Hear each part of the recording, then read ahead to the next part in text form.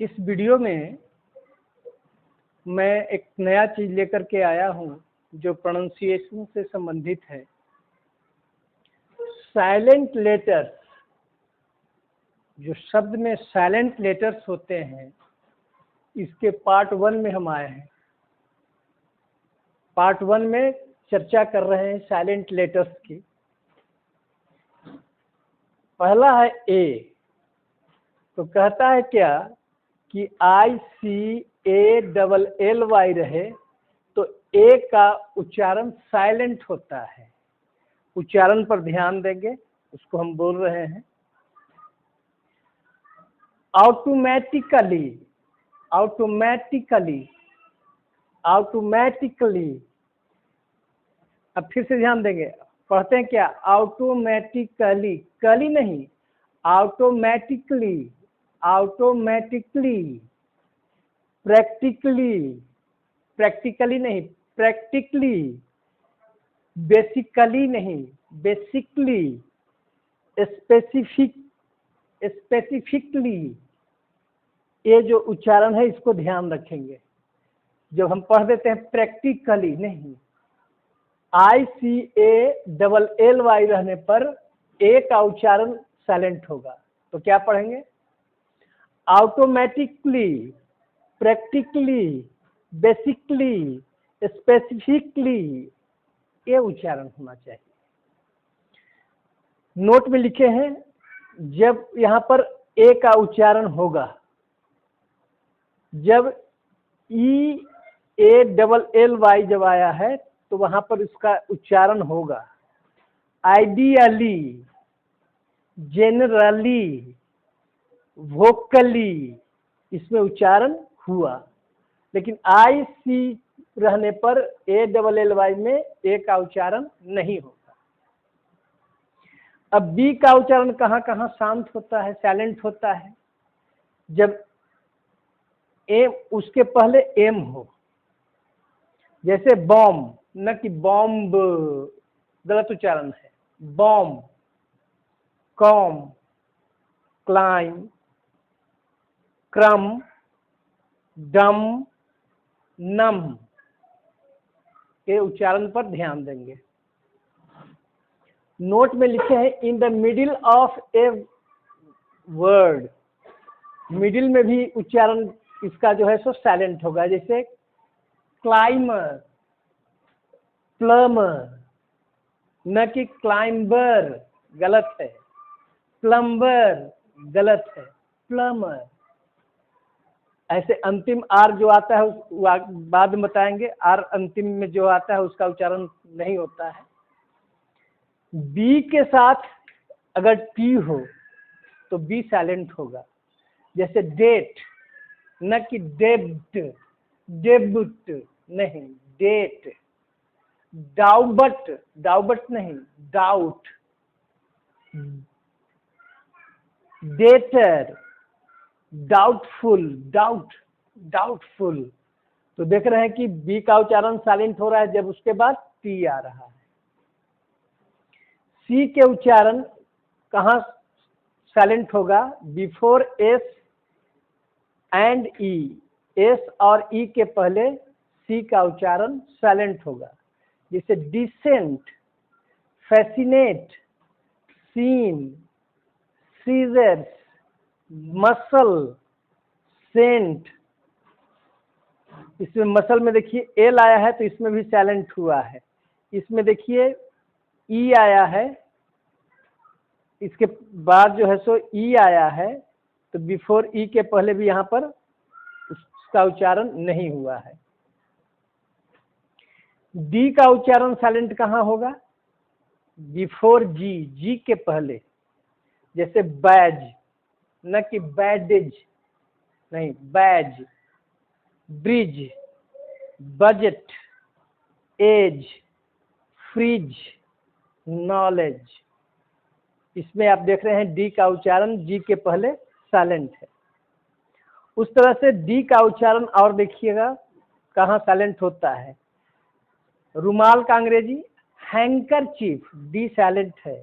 दादी माँ का अंग्रेजी ग्रैंड मदर, ग्रैंड, डी नहीं, ग्रैंडमदर या ग्रैंडफादर। एस के पहले भी इसका साइलेंट हुआ है, डी का उच्चारण यहां पर। इसको हैंडसम नहीं पढ़ेंगे, हैंडसम। क्या पढ़ेंगे?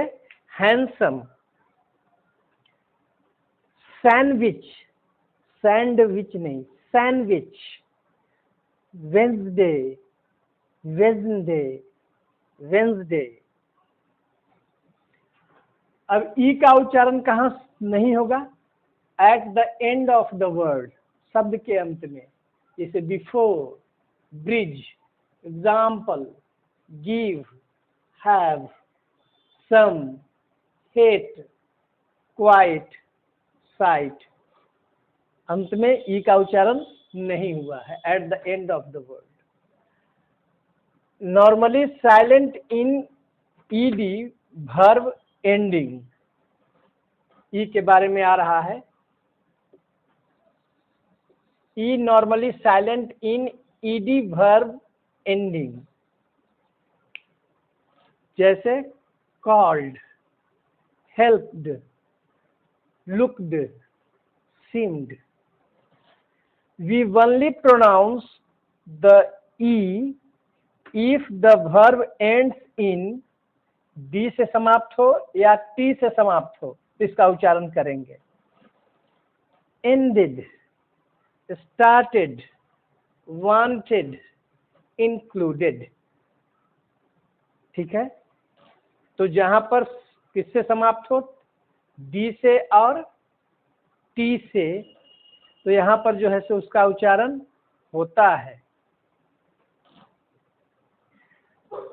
We only pronounce the e if the verb ends in d और t। तो इसका उच्चारण यहां पर हुआ है, इसको ध्यान देंगे। जी का प्रयोग कहां साइलेंट होगा? विथ एन, एन यदि उसके साथ है, जैसे बिगनिंग,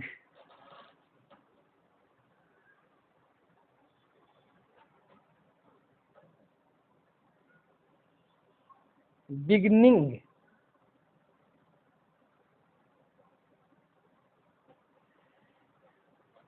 और एंड में जी का उच्चारण कहाँ साइलेंट होगा?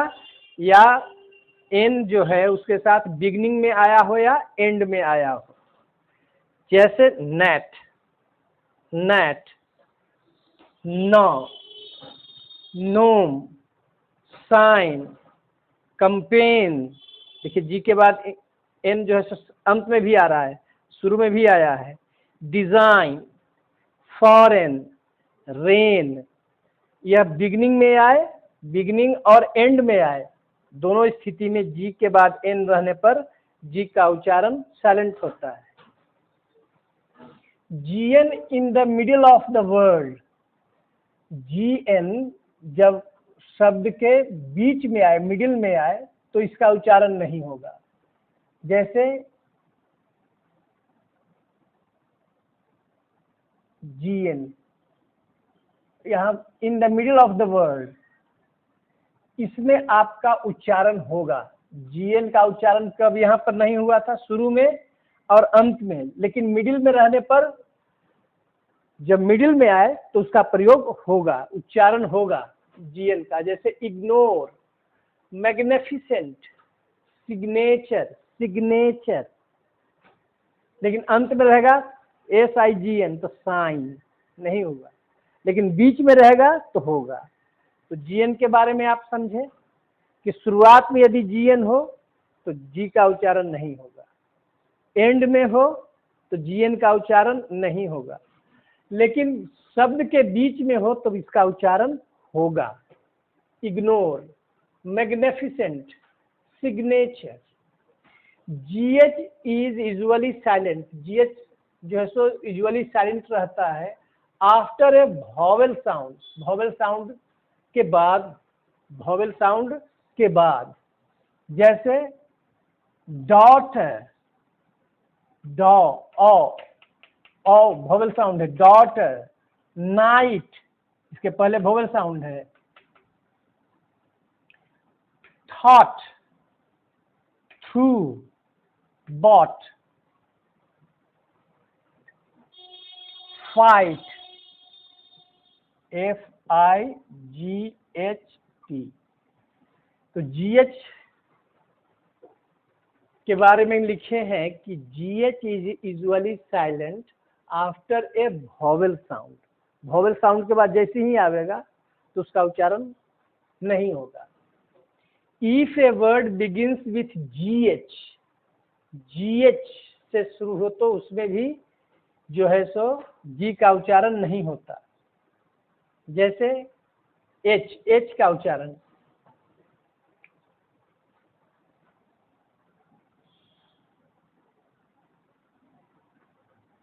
ये H के बारे में है।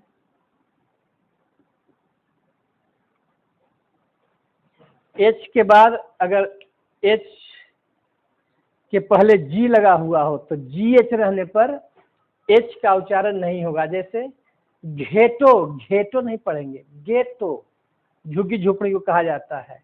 गॉस्ट मतलब भूत प्रेत, गॉस्ट न कि ghost, ghost. If a word begins with RH, H के पहले R आया हो तो H का उच्चारण साइलेंट होगा, H से संबंधित चल रहा है। जैसे रियूमेटिक, रीनोप्लास्टी, रीनोप्लास्टी। अगला दिए है if a word begins with WH, H के पहले W का प्रयोग हो तो H का उच्चारण साइलेंट होता है। जैसे वेल, मछली है। वाट न कि वाट, वाट। वेन, वाइट न कि वाइट, वाइट। वाई, जबकि जनरली हम लोग पढ़ देते हैं वाई। वेन, वेयर नहीं उच्चारण होना चाहिए, where, what, when. H after C, C के बाद H का उच्चारण साइलेंट होता है। H साइलेंट, H जो है सो साइलेंट होगा। जैसे chemistry, school, school. Stomach, stomach. Technology, technology, technology. मतलब C के पहले यदि C, H after C, C के बाद, C के बाद, C के बाद H, C के बाद H, C के बाद H। कहाँ कहाँ आ रहा है उसको देख लीजिए।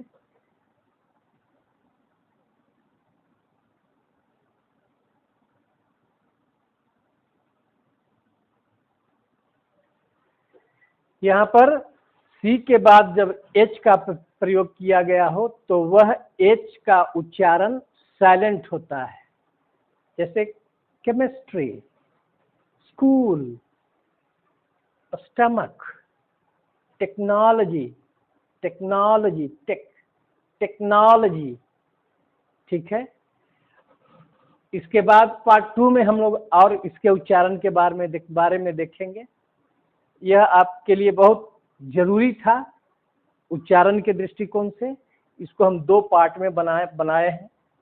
आप थोड़ा सा अभ्यास करेंगे तो आपका जो उच्चारण है साइलेंट लेटर्स का वो आपको समझ में आएंगे। धन्यवाद।